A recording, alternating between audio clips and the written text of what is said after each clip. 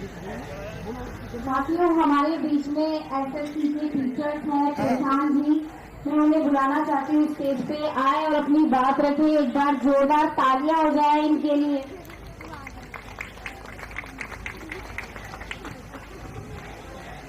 नमस्कार सभी को। पिछले काफी दिनों से सोनम जी ने और बाकी पूरे के पूरे जितने लोग यहाँ पे लगे हुए हैं, काफी सारे मेहनत करी है, एफर्ट कर रहे हैं और हंगर स्ट्राइक पे बैठे हुए हैं। सबसे पहले मेरा नमन है ऐसे लोगों को जो कि सभी बच्चों के लिए, सभी छात्रों के लिए खड़े हैं और पूरे तरीके से न सिर्फ खड़े हैं, अड़े हुए हैं, लगातार डटे हुए हैं।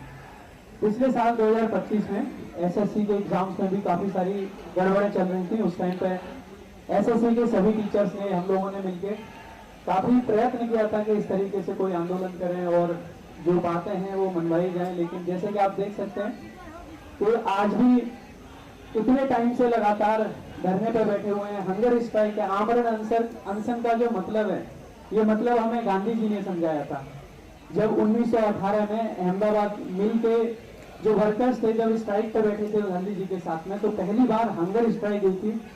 और उस टाइम पे अगर आप देखें तो हम गुलाम हुआ करते थे अंग्रेजों के, लेकिन उस टाइम पे भी सिर्फ 3 दिनों के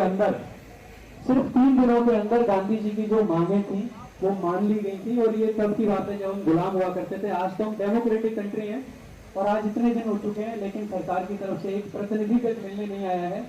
ये बात अपने आप में इस बात का प्रूफ है कि सरकार सुनने को तैयार नहीं है, सरकार चीजों को मानने को तैयार नहीं है, इसीलिए इस हालत का आना पड़ा है। इसके बाद में गांधी जी ने 1932 में जब कम्युनल अवार्ड आया था, उस टाइम पे भी जो यरवदा जेल है उसके अंदर बैठ के आमरण अनशन किया था। और उस टाइम पे जो विदेश के लोग हमारे ऊपर शासन करते थे उनको भी नैतिक तौर पर नैतिक जिम्मेदारी लेते हुए झुकना पड़ा था, माननी पड़ी थी बात। और उस टाइम पे फिर आपको ध्यान होगा पूना पैक्ट हुआ था गांधी जी के आमरण अनशन के बाद में। इसके अलावा अगर आप देखें और भी जैसे उदाहरण है, जब 1947-48 में देश आजाद हुआ, इतने सारे कम्युनल दंगे हो रहे थे, उस टाइम पे एक बार फिर से गांधी जी ने आमरण अनशन किया था।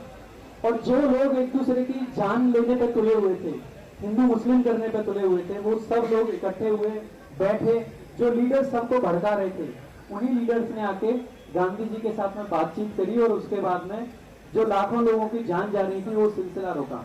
और ये तब की बातें हैं जब हम पूरे तरीके से आजाद नहीं थे।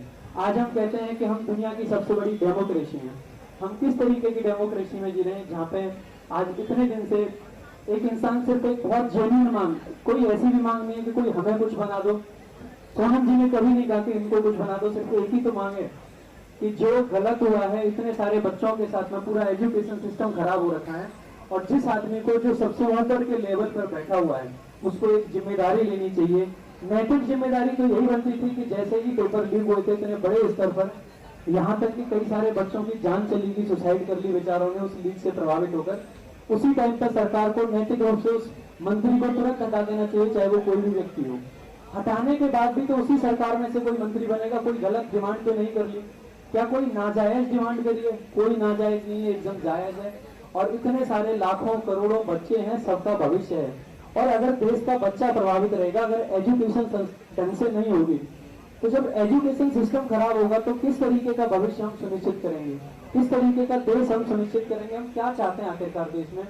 मेरा सरकार से और बाकी सभी जनता से यही आग्रह है कि ये जो मुहिम चल रही है इसको आगे बढ़ाया जाए। और सरकार से बस यही कहूंगा कि सुना जाए प्लीज, और कम से कम अपने प्रतिनिधि भेज के यहाँ पे एक बार बात करी जाए कि आखिरकार क्या है। वैसे तो यहाँ पे सरकार के जो सबसे ऊपर के लोग हैं उनको खुद चलकर आना चाहिए।